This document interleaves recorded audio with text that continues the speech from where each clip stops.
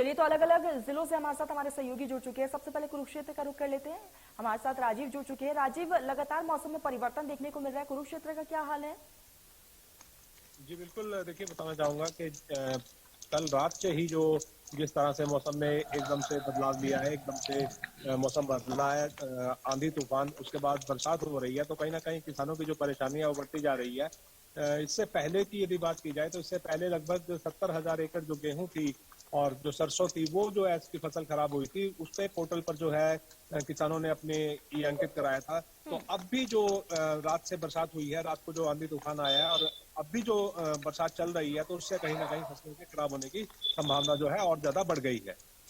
बिल्कुल, और जिस तरीके से हम भी देख रहे हैं कि आप भी छाता लेकर खड़े हैं और मुश्किलें जो है वो लगातार बढ़ती हुई नजर आ रही है। आम जन के साथ साथ किसानों की भी बनी रहिएगा। सीधा महेंद्र का रुख कर लेते हैं। करनाल से हमारे साथ बन चुके हैं महेंद्र। कुरुक्षेत्र का हाल तो बेहाल है, वहां पर लगातार बारिश का दौर देखने को मिल रहा है। करनाल का क्या हाल?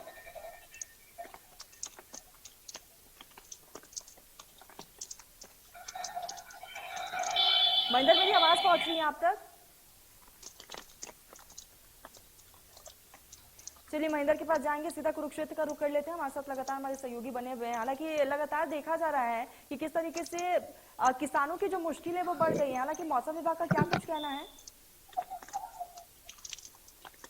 जी बिल्कुल, देखिए ये जो बरसात है, बेमौसमी बरसात है, कहीं ना कहीं किसानों के लिए जो है आफत की बरसात इसे कहा जा सकता है, क्योंकि जो गेहूं की फसल है वो बिल्कुल पककर तैयार है और उसको कट कर जो है 1 अप्रैल से जो है मंडियों में आना है। लेकिन अब जो है जिस तरह से बरसात हो रही है, तो उससे कहीं ना कहीं जो है जो फसल की कटाई है वो लेट होगी, उसके अलावा जो फसल है वो खराब होगी। किसानों को जो है नमी के कारण जो है ये जो अपनी फसल है वो उसे सुखाकर जो है मंडियों में लाना होगा, तभी ये बिक पाएगी। तो कहीं ना कहीं जो है किसानों के लिए परेशानी बढ़ने वाली है और ये जो बरसात है ये किसानों के लिए आफत भरी बरसात साबित होने वाली है। राजीव, हालांकि इससे पहले की भी हमने तस्वीरें देखी थी कि किस तरीके से बिन मौसम बरसात की वजह से किसानों की मुश्किलें बढ़ी थी और एक बार फिर से वही दौर जो है शुरू हो चुका है। जाहिर है कि इस बिन मौसम बरसात से दोगुनी मार जो है वो किसानों पर पड़ रही है। बिल्कुल, देखिए जैसे कि इससे पहले भी की बरसात हुई थी, तो तब भी जो है जो क्षतिपूर्ति पोर्टल है वहां पर लगभग 70,000 जो एकड़ फसल है वो फसल खराब हुई थी, 0 से लेकर 50% तक। हालांकि 100% तक फसल खराब नहीं हुई थी, लेकिन अब जो ये कल आंधी तूफान आया है, बरसात आई है, तो उससे भी जो है फसल अब खराब होगी और किसानों को जो है दोबारा से अपने पोर्टल पर जो है अंकित कराना होगा कि कितनी फसल खराब हुई है। तो कहीं ना कहीं अब जो ये बर्बादी है ये और अधिक बढ़ रही है और किसानों के लिए जो परेशानी है वो और अधिक बढ़ने वाली है। बिल्कुल राजीव, ऐसे में आने वाले समय में किसानों की और मुश्किलें बर्बाद यहाँ पर बढ़ने वाली हैं। उनकी फसलें खराब हो रही है, बर्बाद हो रही है। लेकिन राजीव, अगर मौसम विभाग की बात कर ली जाए तो आज के लिए विशेष तौर पर अलर्ट किया गया है। कहा गया है कि आज ओलावृष्टि भी हो सकती है।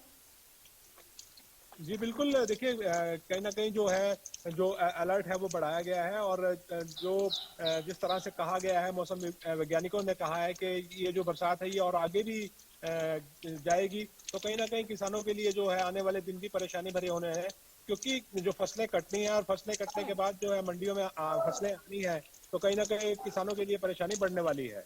बिल्कुल राजीव, बिन मौसम बरसात से लगातार किसानों की मुश्किलें जो है वो बढ़ती हुई नजर आ रही है। आप हमारे साथ जुड़े, बहुत बहुत शुक्रिया आपका। चलिए, तो सीधा रुख कर लेते हैं। महेंद्र का हमारे साथ सहयोगी करनाल से जुड़ चुके हैं। महेंद्र, वहां पर क्या हाल है? लगातार मौसम में बदलाव देखने को मिल रहा है।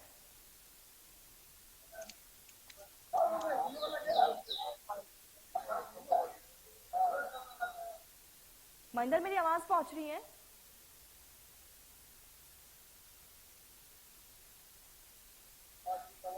तो लगातार ये तस्वीरें दिखा रही है कि किस तरीके से प्रदेश में जो है वो रुक रुक कर बारिश हो रही है और ऐसे में ये हाल जो है अलग अलग जिलों की इसी तरीके से तस्वीरें भी सामने आ रही हैं। हालांकि इस दौरान पूरे प्रदेश भर के किसान परेशान हैं, चूंकि उनकी फसलें खराब हो रही है और डर कहीं ना कहीं सता रहा है। हालांकि इससे पहले भी किसानों की मुश्किलें पड़ी हुई थी और ये कुदरत की दोहरी मार जो है वो किसानों पर पड़ी है।